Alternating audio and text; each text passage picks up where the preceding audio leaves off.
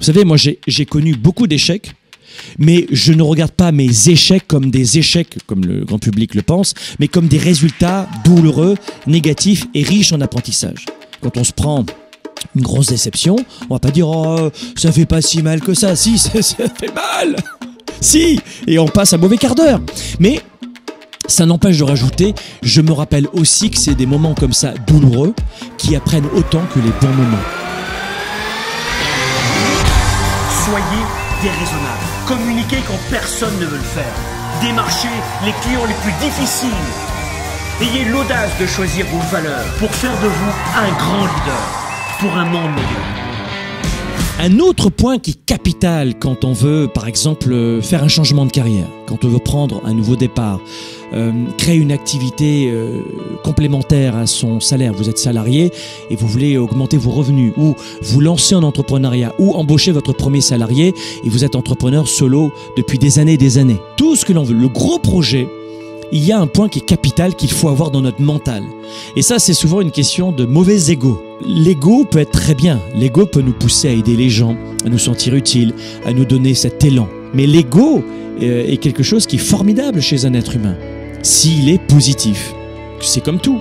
Mais un ego toxique, là, non, c'est pas bon. Donc, l'une des clés pour réussir son année ou donner vie à ses projets, c'est d'être flexible.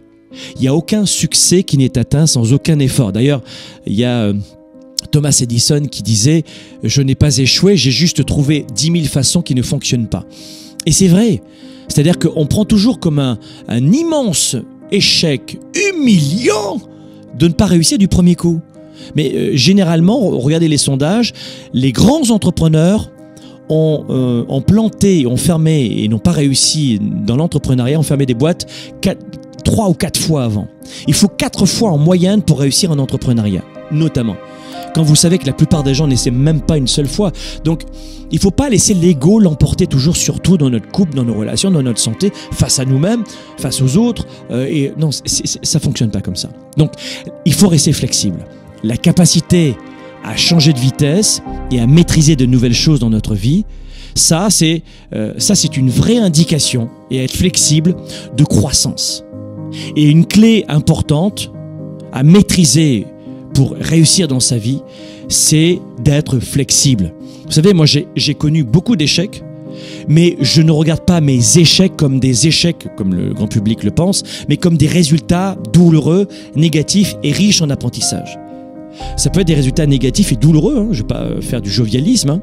Quand on se prend une grosse déception, on va pas dire « Oh, ça fait pas si mal que ça ». Si, ça fait mal.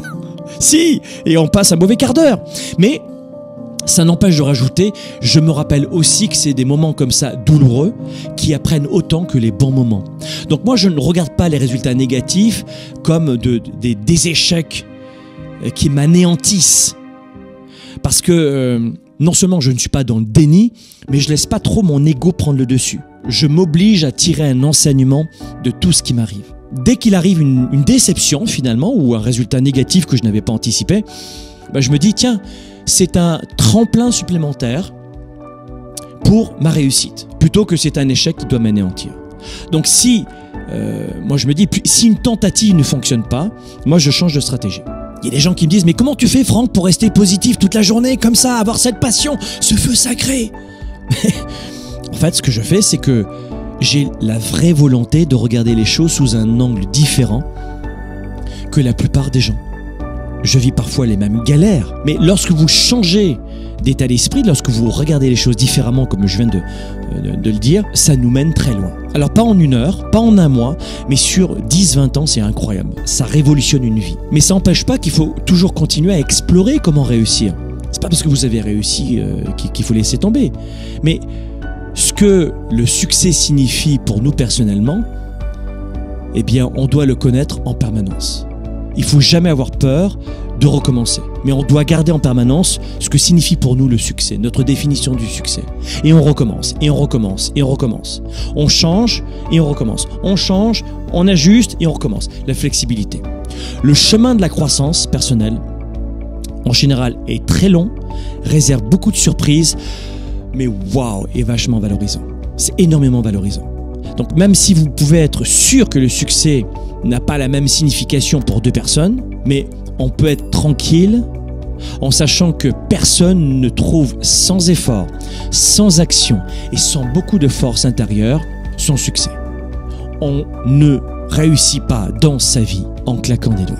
Alors on peut gagner au loto, on peut gagner à la loterie, on peut être riche en étant héritier ou héritière d'une tante milliardaire, c'est déjà arrivé, mais j'appelle cela, très honnêtement, des anecdotes. La réussite, c'est la même chose. C'est une question de choix et de stratégie plus que de chance.